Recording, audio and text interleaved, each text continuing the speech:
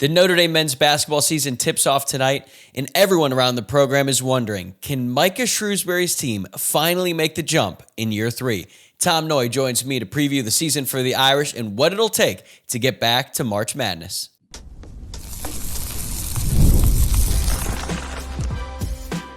You are Locked On Irish, your daily podcast on the Notre Dame Fighting Irish.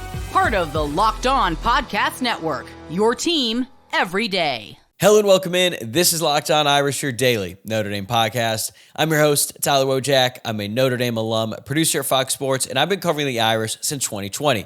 It is great to have you here with me on Monday, November 3rd, and thanks for starting your work week right here by making this your first watch or listen of the day.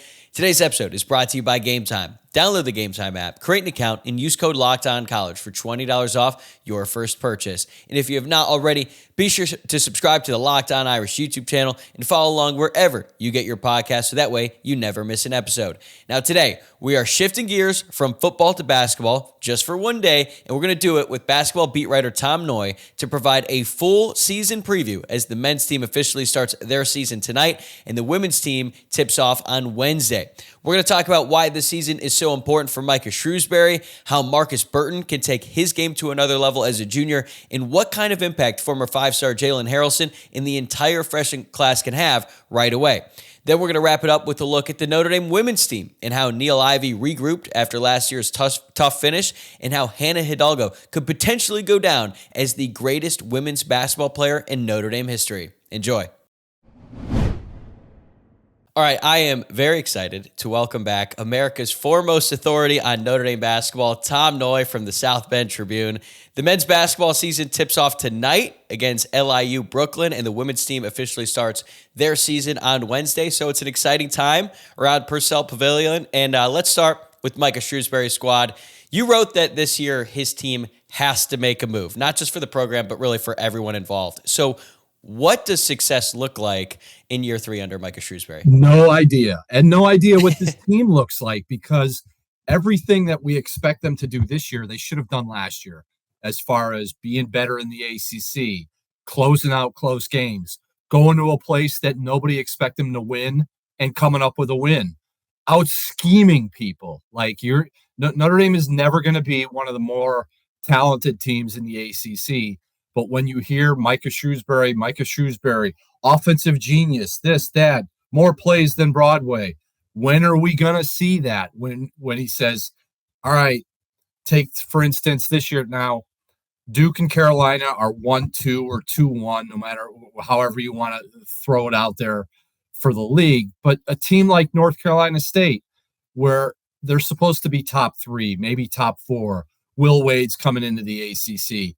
Can Micah Shrewsberry scheme Notre Dame to a victory over NC State? So it's all the stuff that we were supposed to see last year, but didn't for various reasons, injuries, ineffectiveness, guys just getting a little wacky, Micah Shrewsberry getting a little wacky. So what does success look like? I think all of that, where you look out there and you say, you know what, that's a pretty good basketball team. Yeah, I think last year was disappointing any way you slice it. And this year, we've been able to get a glimpse of what this team is going to look like. They already played 2 exhibition games. They were able to knock off Butler by 1 point, but then they fell to DePaul 79-72. What did those matchups reveal about where this team is at right now?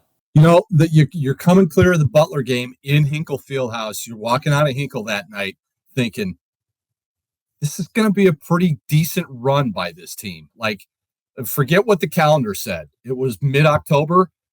It freaking felt like mid-February in Hinkle. You had 8,000 people there. Notre Dame punched them in the mouth right away. They get up 10 points less than 10 minutes into the game. They have to withstand all these runs. They're up 16.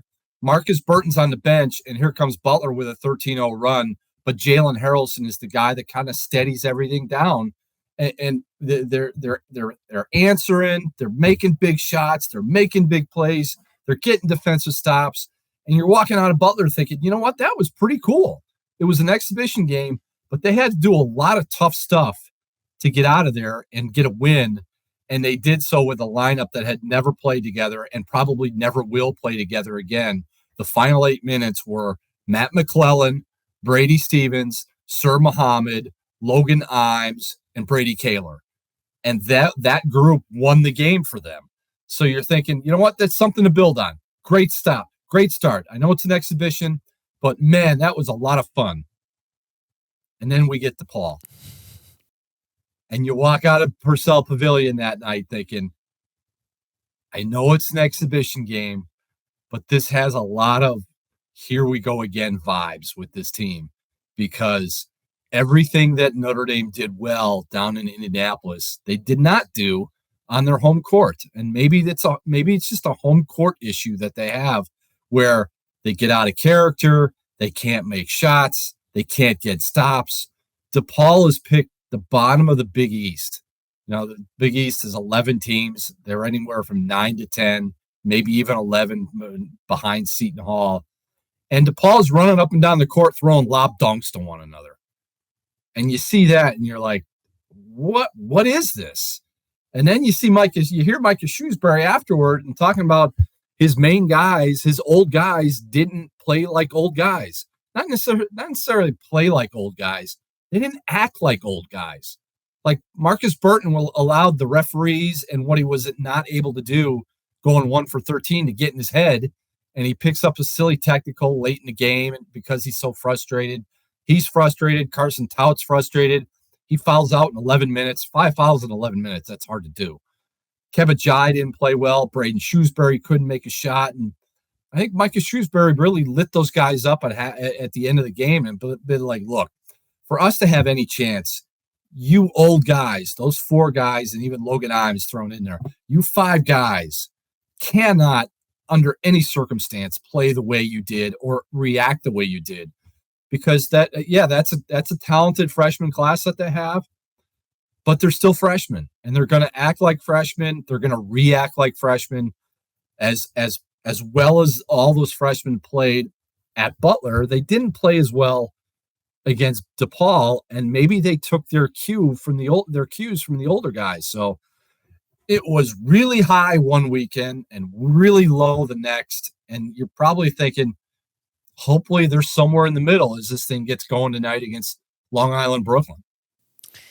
The fact that they are the old guys now tells you something, because in the first year under Shrewsberry, as they were going through those growing pains, they were playing a lot of young guys who are now the old guys that you're referring to, and you could sort of talk yourself into those lows during that first year, because it's like, look, these guys probably shouldn't even be on the court right now. This is going to pay off 2 years from now. Well, that's exactly the spot that we're in, and we're not seeing it pay off. And I think a lot of that goes back to the head guy, Micah Shrewsberry. Like, he no longer has the excuse of having to rebuild the program. What he was asked to do in the first year was a lot. Like, he had to rebuild the roster, put it all together, and then go out there and compete with, not much time to operate. But now it's year 3. It's his team.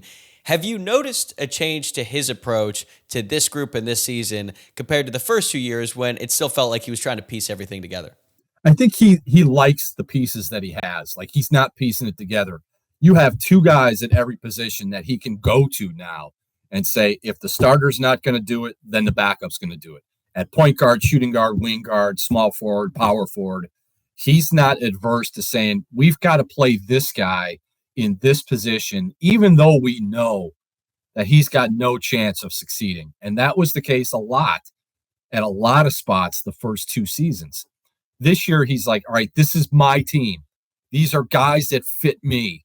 These are the guys that I want in this program, that we went out and we recruited, and we're going to develop, and we're going to coach them up. So you know what? If that's the case, we better see some progress, and we better not see what we saw against DePaul, where the old guys were just kind of like, you know what? My shot's not working, and I'm just not going to move the ball. Or my shot's not falling, so I'm not going to defend. Like, you said it correctly. Like, he's out of excuses. Like, this is it. This is his team. This is his program. And I don't want to hear any more of that nonsense about what Mike Brey didn't leave him, how Mike Brey left him with 3 players, because at the end of the day, for everybody that has said Mike Brey left this program in shambles, they refuse to acknowledge that Mike Brey left him with Markus Burton. And that was a good starting point the first 2 years. But now this team is so much more than Markus Burton, and we just have to see it.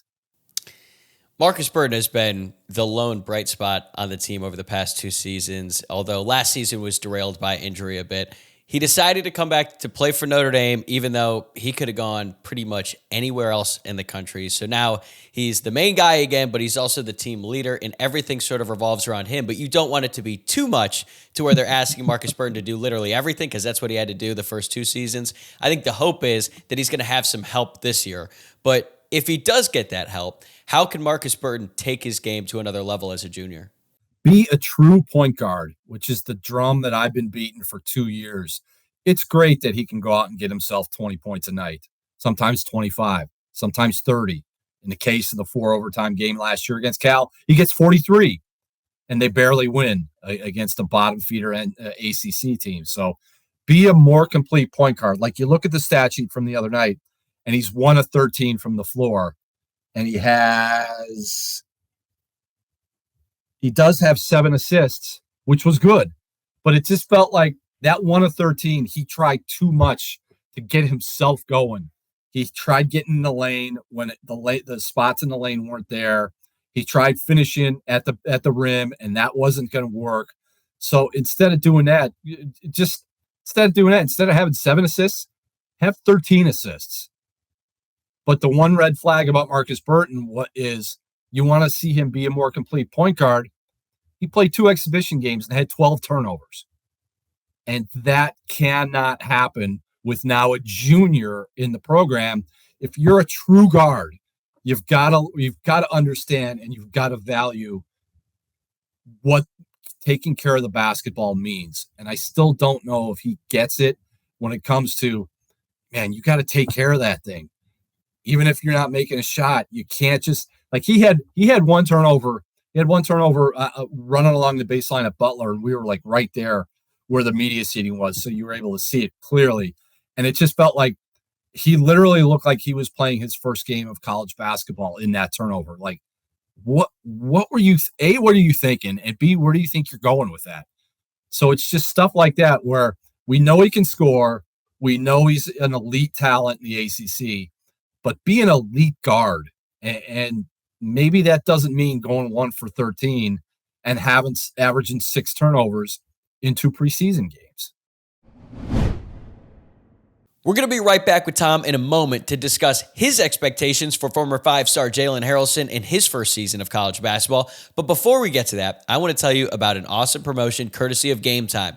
College football is in full swing, and I could not be more excited. The tailgates, the rivalries, the energy in the stands, there is just nothing like it. But let's be real. Actually getting tickets can feel like more of a battle than the game itself. Endless queues, hidden fees, prices jumping at checkout. That's why I use Game Time, the app that gives the advantage back to fans. It is the easiest way to score last-minute tickets at the best prices with no surprise fees. What you see is what you pay. I pulled up Game Time, and in just a couple taps, I saw amazing deals. I'm talking about your favorite college football games for as low as $25. The app made it super simple. I could even see the exact view from my seat before buying. I love zone deals too. Pick the section, Game Time picks the seats, and you save big. And if you're looking for tickets to the upcoming game against Navy this Saturday in Notre Dame Stadium, Game Time is the perfect place for you. So take the guesswork out of buying college football tickets with Game Time. Download the Game Time app, create an account, and use code LOCKEDONCollege for $20 off your first purchase. Terms apply. Again, that's promo code LOCKEDONCollege for $20 off. Swipe, tap, ticket, go. Download Game Time today. I think a lot of people are hoping that once Markus Burton realizes that he has some help on this roster, then those turnovers are going to go down and he will be more of a facilitator. And then when defenses start to lay off him a little bit, maybe that's when he can attack. And I think everyone is hoping that that form of help starts with Jalen Haralson. I mean, Notre Dame fans have been buzzing about him since the moment he committed. I think you came on the show in the days afterward, and we were talking about how big of a moment that was for Micah Shrewsberry in the program. He's the highest rated recruit for Notre Dame basketball in the modern era. So from what you've seen and heard, how ready is he to handle the moment and the pressure that comes with starting as a true freshman with all of this hype around him going into his career? All I needed to see from Jalen Haralson was the opening 5 minutes, maybe the opening 3 minutes at Hinkle Fieldhouse. Here it is, 8,000 people. He's an Indianapolis area kid, so he might be a little wacky going home, but he wasn't. First 3 minutes of the Butler game, who's picking up the opposing team's point guard? Jalen Haralson. who's initiating offense? Jalen Haralson. Who's the guy that's sometimes the not only the secondary handler, but the main handler? Jalen Haralson. So he is going to help Markus Burton. He is going to help this basketball team, give them what they haven't had the first 2 seasons. But again, at the end of the day, we go back to the fact that he's only a freshman and he's still trying to understand everything that comes with playing college basketball. Like when I talked to him, I think it was about 10 days ago for media day, his first thing was, I just didn't understand the level of athleticism that you have to play with and the intensity that you have to bring every single day. Like you can be good one day, you could be elite one day, but you know what?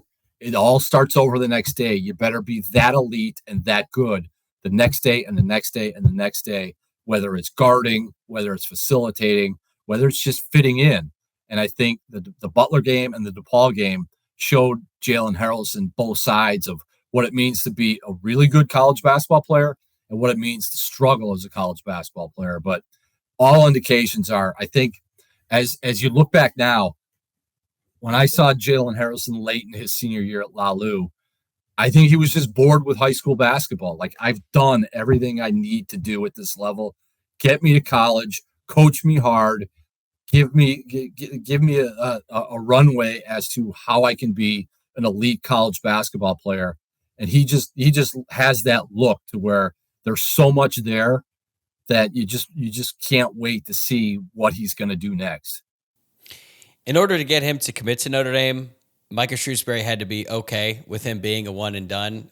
That's not something that Notre Dame fans are really accustomed to. They haven't had that many one and dones come through the program, but that is Jalen Haralson's goal. And I think if he maximizes his talent this season, that's certainly possible for him. And maybe he could end up being a lottery pick after this season.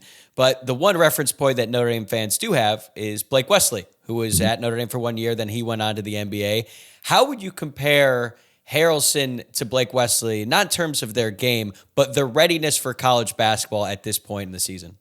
I think Jalen Haralson's a little more prepared and ready to be a college basketball player than Blake Wesley. Like Blake Wesley, yeah, you also have to remember the pandemic factored into how he was able to maybe not play on the AAU circuit heading into his senior season.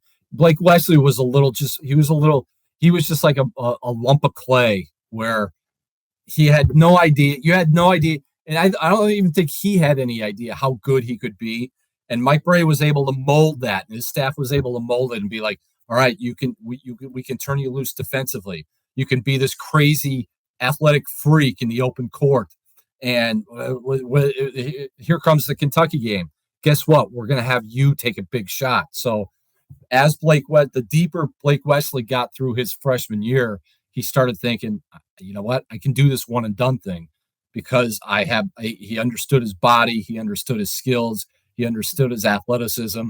Whereas I think Jalen Haralson there's just so much more to Jalen Haralson where he's just like, Micah Shrewsberry, coach me hard, make me a good college player. I'll tell you right now, Jalen Haralson, as we sit here on October 31st, he's not a one and done guy. He's not, you don't look at him and say, he's going to be in college only 1 year. You look at him and say, he has the potential to be a one and done guy, but he's going to have to take a lot of steps as this regular season kicks off tonight to get to where Blake Wesley was at the end of his freshman year. What are your expectations for the freshman class as a whole? Because obviously Haralson was the headliner, but they signed 4 commits, all 4-star prospects, pretty talented guys, although it is a little bit different now in college basketball as it was a decade ago, maybe, when John Calipari was winning with freshmen every year. Coach K even modified his game to allow more one and dones. But now college basketball is won by the older teams, and Notre Dame is going to be relying on a lot of true freshmen here this season. They signed 4 guys, and I say 2 of them hit this year. We probably won't see Tommy Ottoman. He had knee surgery in the offseason, probably July, August area. We didn't see much of him in the summertime either. So he's basically going to be down for the year. They expect him back sometime around January, but I think that's just way too late to expect a true freshman, especially a true freshman big, to step in to a role this season. So I say you see the best of him maybe starting in 26, 27. Same thing with Ryder Frost. Ryder Frost, had it been 2 years ago, had it maybe even been last year, he might have found a role with this team, and he still might. But as you move forward, he's kind of a guy stuck between positions. Like if he's a wing guard, then he's behind Jalen Haralson and Sir Mohammed. If he's a 4, if he's like a 3-4 guy, then he's behind Garrett Sundra and the other guy that is so intriguing in Brady Kaler. So I think it's Jalen Haralson and it's Brady Kaler that you're going to lean on as freshmen, because the more you see of Brady Kaler, the more you're just like, man, how good could that guy be? Like we talk and rightfully so. I think everybody talks about Jalen Haralson being a future pro. If Brady Kaler gets developed and Brady Kaler sticks with it, I think Brady Kaler is a future NBA guy because, and Micah Shrewsberry said this in the summer, and you kind of thought, well, I'll just wait and see. He said to the effect, Brady Kaler, we've never had a player like him come through our program. I know it's a small sample size, but he's like, we've never had a player like him. And I'm like, yeah, okay, well, whatever. Like, I didn't know much of Brady Kaler. I didn't see him play at Cathedral. But when I saw him play at Butler, and then I saw him play at DePaul, and I see him in the open practice that we saw, he's got like a 7'3" wingspan. He weighs 205 pounds. He weighed 185 walking in the door. So he's already put on 25 pounds. But as thin as he is and as long as he is, he just seems like he's 7'5". He looks like Victor Wembanyama because he's so long and he's so tall, but he's so skinny where he doesn't know how good he could be. And I don't think the staff knows, all right, what do we actually have in Brady Kaler? So keep an eye on Jalen Haralson, absolutely.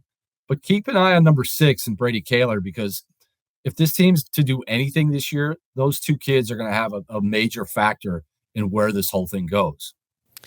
That's interesting because if you look at Brady Kaler's recruiting profile, he's listed as 6'8" and then 180. And then his profile in the Notre Dame media guide, he's 6'10", 205. It is extremely rare for the recruiting sites to have his height less than it actually is. So maybe he grew, maybe he had a growth spurt. But what has he done? What did you see from him that showed you, oh man, this guy can play?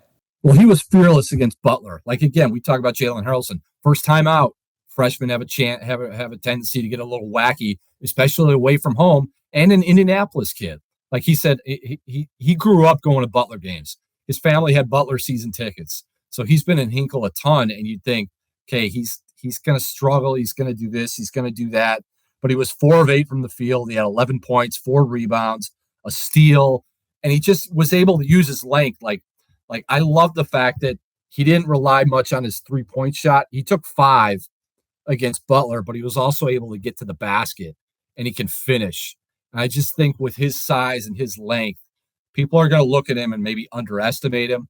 And then all of a sudden they're going to get their shot swatted, or he's going to dunk on somebody. So using that length and that size and that just that wingspan, like we said, Notre Dame hasn't had a guy like him. So it's like, how do we use him that can maximize both what Brady Kaler can do and what Notre Dame can do on both ends of the floor?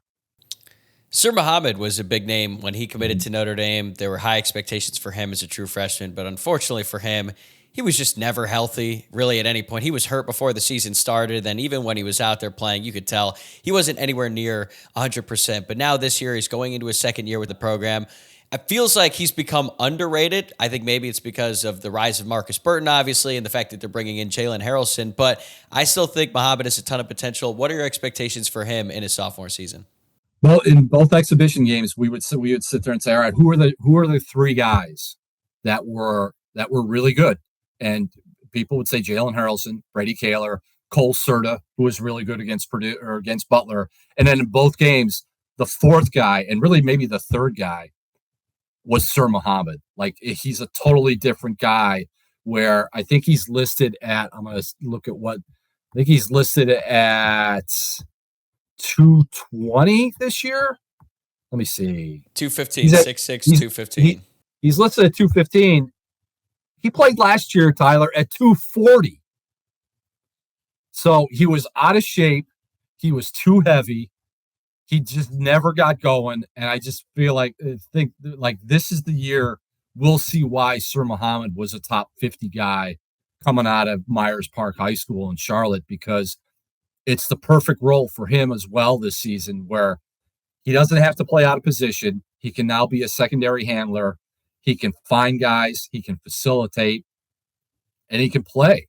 And he's done stuff. He did stuff in both exhibition games that we never saw last season. So you're concerned about what we saw coming out of the DePaul game, but you're excited as to what Sir Mohammed might be able to offer this program this season. Before Tom and I discuss the issues that Notre Dame is dealing with in their front court, here's a message from our friends at FanDuel. The NBA is back, and there's no better place to get in on the action than FanDuel, the official sports betting partner of the NBA. Even if you missed the start of the game or want to ride the hot hand, FanDuel has live bets on everything from who will score next to fourth quarter comebacks. Plus, you can even combine your live bets into a same-game parlay for a shot at a bigger payout. It keeps every game exciting, especially when your team's making that late push. Okay, so I've already given out Denver Nuggets to win the NBA Finals. They were plus 700 when I gave it out last week on the show. We've got another pick for you. Okay, ready? Victor Wembanyama to win the MVP. That is plus 300 right now on FanDuel. If you've seen any highlights of him so far this season, it is insane. It is everything that we had sort of dreamed about when he was a prospect and he was considered the best prospect since LeBron. Well, right now, he looks borderline unstoppable. I think he's going to win the MVP, and you can get really good odds right now at plus 300. And right now, FanDuel is giving new customers $300 in bonus bets when your first $5 bet wins. So head to FanDuel.com to sign up and play your game with FanDuel, the official sports betting partner of the NBA. The front court has been a big issue for this team the past few years. And now you got Kebajai, who's going into his senior year. It's now or never for him. I mean, he's always been a great athlete, but he hasn't really been able to round out his basketball game. And then they bring in the transfer, Carson Tout. Do you believe that pairing can finally give Notre Dame a consistent paint presence that they haven't had really since Paul Atkinson? Not what they need. Kebajai's on the court. And I think Kebajai gets a lot of the frustration. It used to be Braden Shrewsberry. Now it's Kebajai as to why he's playing so much. Kebajai's on the court for his defensive acumen, his communication, his ability to defend and then help defend and kind of hold everything together. And he's basically he's like Micah Shrewsberry light. He preaches what Micah Shrewsberry wants to do on the court, off the court. So as long as Micah Shrewsberry is the coach, Kebajai is going to be in that rotation. He's just not ever going to be a 10-10 guy or a 12-8 guy or a 14-7 guy. It's just not he's best, and he was better at Butler than he was against DePaul. And I feel like we've said this about everybody. Yeah, I was going to say pretty much every single player. But he was better facilitating. He gets the ball in the low post. He knows exactly where to go with it. Where it may not be an assist, but it's the pass that leads to the pass that gets the assist. So, but then against DePaul, he looked like the old Kebajai where he was kind of frozen. What do I do? What do I do? And then the play breaks down, and it's just scramble mode. Here's the ball, Markus Burton. Have this grenade. Go to try to figure it out. So I think with Keba and also Carson Tout, he didn't get it. He didn't make one field goal in either of the exhibition games. But the one thing was he got to the free throw line 4 times against DePaul and went 4 for 4. Why is that a big deal? Because he's a career 44% free throw shooter. So he was able to get to the free throw line. He knocked those down. But like we talked about earlier, he fouled out in 11 minutes. So I think the uptick in competition is something he's still trying to get figured out. It'll be something where they'll be serviceable in the middle, but I don't know how sustainable it will be over a long season. So their first real test comes against Ohio State, and they've got the trip to Las Vegas for the Players Era Festival. What are you going to be watching in those early games that might tell us whether this team is ready to take a step forward? If they look like the team they did it at Butler, or if they look like the team against DePaul. You can't. Ohio State's receiving votes in the national polls. They're being talked about as upper echelon Big Ten. If you go over to Columbus in 2 weeks and you get absolutely run out of the gym, that's kind of a step back. If you go and have the compete level as you did at Butler, but it still comes up short, that's still a win. You just can't look like they did when they went to Marquette and they were down 16-0, or any ACC road game last year. So Ohio State can be a good experience, even if they don't get a win.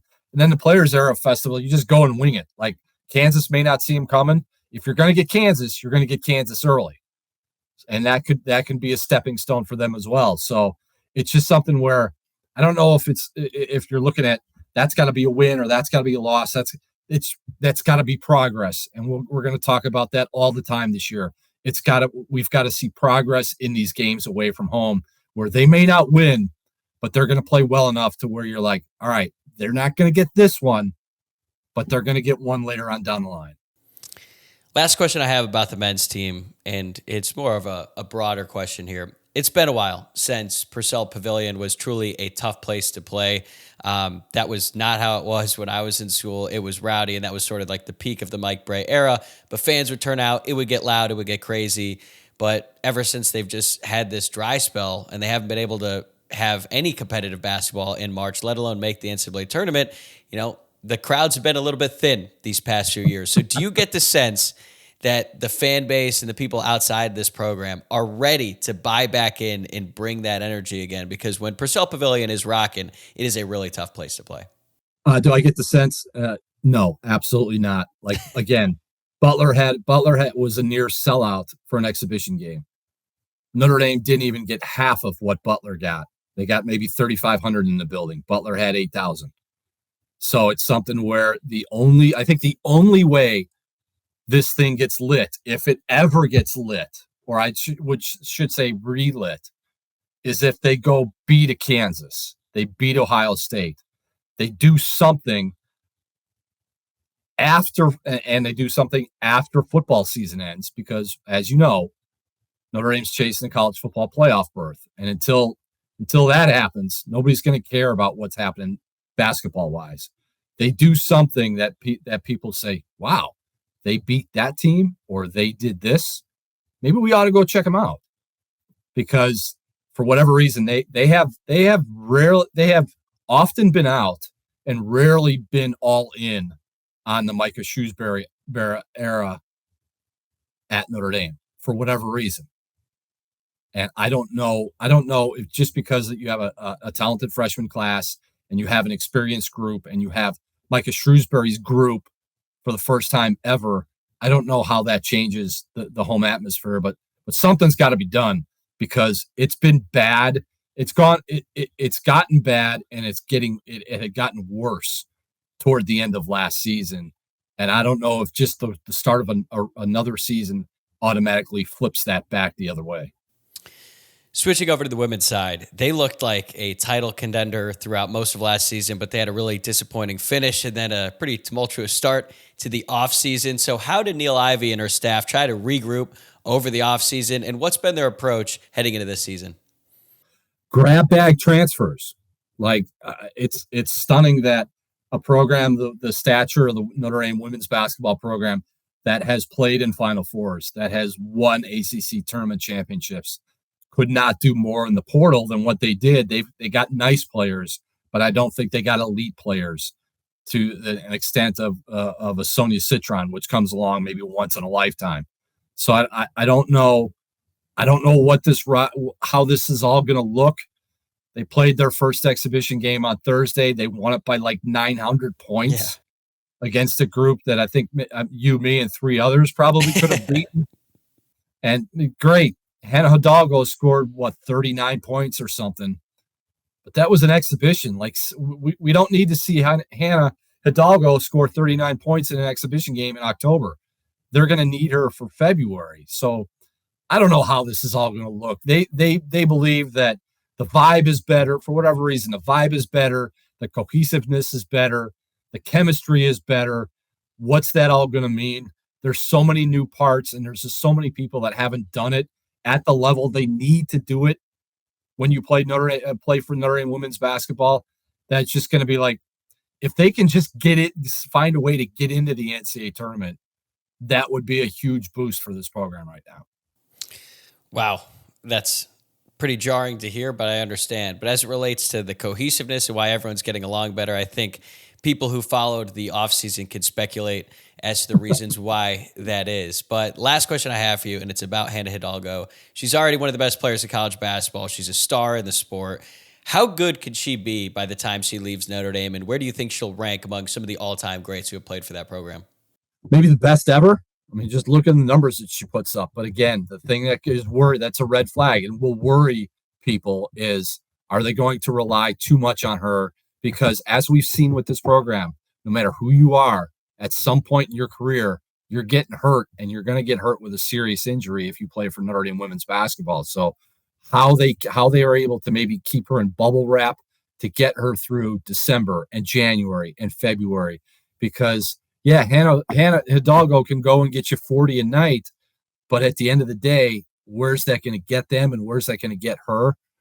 I think it might be a disservice to her not to be able to put an elite group around her and maximize what she's able to do. But as she's shown, she doesn't need anybody. She'll go out and she'll get 35. So we'll see what happens with that. You could read all of Tom's work for the South Bend Tribune all season long. Give him a follow on X at T Noie NDI. Thanks as always for your time, man. You're the best. I really appreciate it, and best of luck this season. You got it, brother. We'll be talking to you. All right, that's a wrap for today's episode. Thanks again for making Locked On Irish your first watch or listen of the day. If you enjoyed the show, please subscribe on YouTube and leave a like, or be sure to follow, rate, and review the podcast wherever you may be listening. Tomorrow, we're going to be right back to football with Luke Smith, as we do every Tuesday, for his Boots on the Ground report from Chestnut Hill and our breakdown of the 3 things we liked and didn't like from Notre Dame's game against Boston College. I'll see you then.